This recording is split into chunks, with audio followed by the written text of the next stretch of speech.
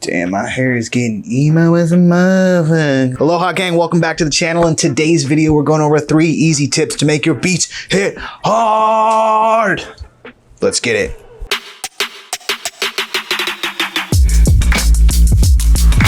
Today we're talking all about transitions, which is one of the easiest ways to add tension, which is one of the biggest ways to make your songs more intriguing. You can start doing this right away. If you have a 4-bar loop or an 8-bar loop, this can speed up the process to getting you a super interesting, hard-hitting song. Applying changes to volume, width, and frequency range not only makes the transitions of your song more interesting, but the impact of your next section that much more powerful and exciting. All right, let's just jump into it. I want you guys to watch every second of this video because I have a bonus tip that not a lot of people are using that are going to take your beats to the next level. Okay, so for the first tip we're going to be going over is selective muting. This is where you mute MIDI sections or part of your drums right before the next section.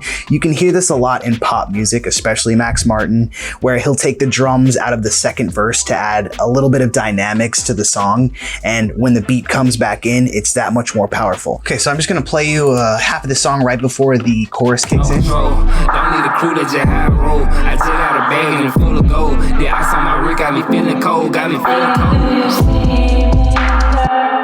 Pretty cool. How can we make this more interesting? So applying this first tip, selective muting, I'm just going to come through here. I'm just going to take this section out. Not even going to do anything special. I'm literally just going to drop everything out. And then when that verse is finishing and the next part comes in, when all the music drops out, it's just going to add a dynamic tension. I just got a bag and full of gold. The ice on my rig got me feeling cold, So you can tell how simple that just dropping those instruments out is. And if you do it sparingly, you can add a lot of dynamics to your beats and your arrangements. Tip number 2, we're going to be applying a low pass filter. This is used in all sorts of music, and it's an easy way to add tension right before the next song or add dynamics to the different sections of your arrangement. So let's go ahead and apply auto filter. Ableton makes it super easy for us. If you're not in Ableton or using FL or Logic, you can do this with an EQ as well. But we're going to drop the auto filter in, hit A for automation, and then tap on the frequency section right here. And then we're just going to, let's bring it down to like maybe 800 hertz. And then let's listen really quick. I came up from there last summer. No control. Don't need a right, it kind of gives it an underwater effect is what I would call it. And then as the next section hits, it just opens up the frequency range and lets all the highs in, and it'll have a super dynamic effect. I came up from there last summer. No control. Don't need a crew that just have roll. I just got a bag and full of gold. The ice on my rig got me feeling cold, Super easy, super effective. Start using it now. If you guys are getting some good stuff here, make sure you hit the like button. It helps me reach people who might need this info, and it helps support the channel for free. Tip number 3, we're going to be creating a reverse vocal swell. This is a super cool effect. You hear it everywhere. To do this, we're going to go to our vocal section, hit Command T to create a new audio track, record enable, and then turn on resampling. In for our monitors, let's go ahead and solo that. And then let's just pick a section where she's kind of holding out one of her notes.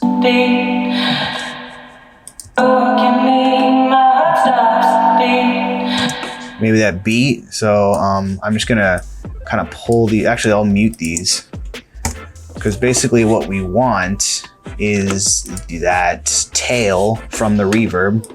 So we'll turn that up and then hit record.